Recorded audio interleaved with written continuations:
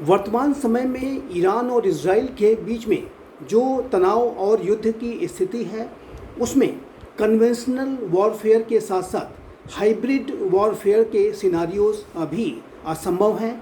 और hybrid warfare में जो राष्ट्र हैं वो अपने एडवर्सरीज़ के विरुद्ध मल्टी डोमेन की रणनीतियों के साथ कार्य करते हुए, जिसमें कि आर्थिक क्षेत्र में डिप्लोमेटिक तरीके से और साइबर अटैक इत्यादि का सहारा लेते हुए भी एडवर्सरी को टारगेट किया जाता है। तो ऐसी रणनीतियाँ भी ये जो ईरान और इज़राइल के बीच में अपनाई जा सकती हैं, जहाँ एक तरफ ईरान के इस इज़राइल पर किए गए एक अनप्रेसिडेंटेड हमले के बाद इज़राइल के जो क्लोज एलाइज़ हैं, यूनाइटेड स्टेट्स ऑफ अमेरिका और यूरोपीय राष्ट्र ईरान के ऊपर सैंक्शंस लगाने की तैयारियां कर रहे हैं। यूनाइटेड स्टेट्स ऑफ अमेरिका के राष्ट्रपति जो बाइडेन ने एक डिप्लोमेटिक रिस्पांस की बात कही है।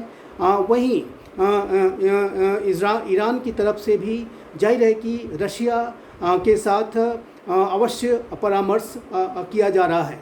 और रशिया की तरफ से भी जो बयान आए हैं, जो संकेत मिलते हैं, उसमें रशिया ने ये स्पष्ट कहा है कि वो किसी ऐसी युद्ध की स्थिति में वो चुप नहीं बैठेंगे। तो रशिया की तरफ से भी ईरान के समर्थन में बयान अवश्य दिए गए हैं।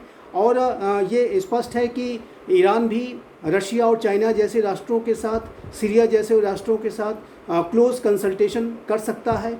यद्यपि कि जिस तरीके का close coordination United states of America और यूरोपीय राष्ट्रों का इज़राइल के साथ है, वैसा क्लोज कोऑर्डिनेशन, वैसा कोई डायरेक्ट मिलिट्री सपोर्ट वर्तमान समय तक रशिया के द्वारा या चाइना के द्वारा ईरान को मिलता हुआ नहीं दिखाई दे रहा है।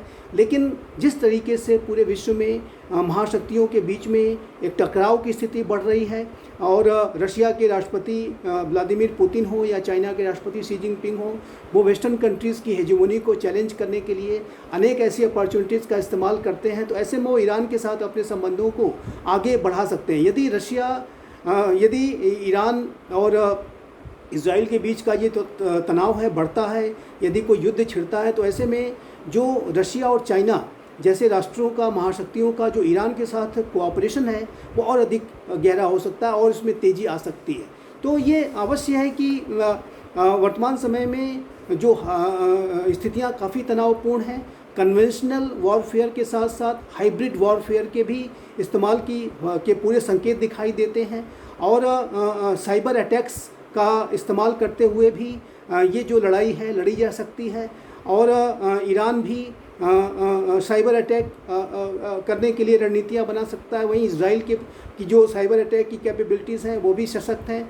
और ऐसे में ये स्पष्ट रूप से दिखता है कि इस युद्ध में हाइब्रिड वॉरफेयर का भी इस्तेमाल करते हुए जो पूरी इस युद्ध को इज़राइल और ईरान के द्वारा लड़ा जा सकता है। इस तरीके के सिनारियोज़ भी, हाइब्रिड वॉरफेयर के सिनारियोज़ भी स्पष्ट रूप से दिखाई देते हैं।